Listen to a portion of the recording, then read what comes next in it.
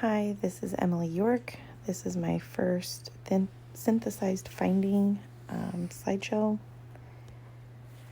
The studies I used for my findings are early and late postpartum depression exhibit distinct correlates, the IGEDEPP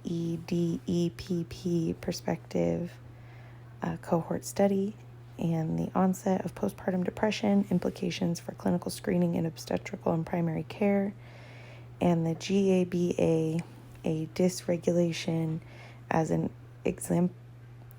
exemplatory model for late onset postpartum depression associated with weaning and the menstruation coming back.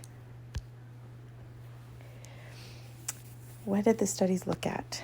The first one looks at the patterns that tend to be associated with early and late postpartum depression onset, regarding the early emotional issues in childhood, like being neglected, stressful event, or illness in pregnancy, or previous depression.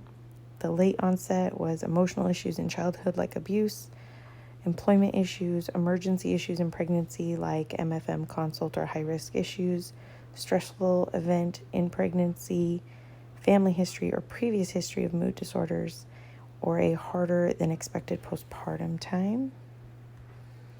The second study looks at the current screening and criteria process, but also at times when signs of postpartum depression starts to show up.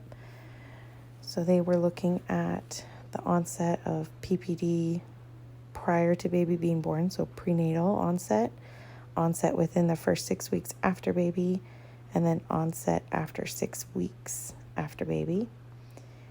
And then also for the screening, regarding the late onset, they suggest screening being done at the pediatric office during wellness visits.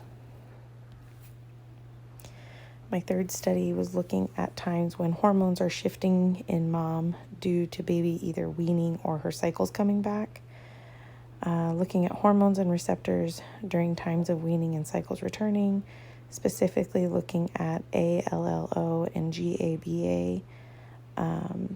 The challenge is looking into late onset postpartum depression because it's almost too complicated to understand the neurohormonal system. Conclusions from the articles, just a summary between all three here. There are a lot of common events that can be linked to both early and late onset. Just because there's mood or psychiatric history does not mean PPD is imminent. PPD can appear prior to baby and even after the first 6 weeks after baby.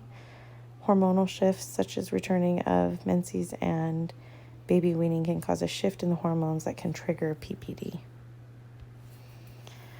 My synthesized findings. So my findings are that late onset PPD is yet another category that needs further studies, screening, and given its own identity. Continued personalized care for the mother is the ideal way to do this and to be more able to be aware of when PPD arises, particularly after the current traditional 6-week postpartum period has passed. And these are my references. Thank you so much.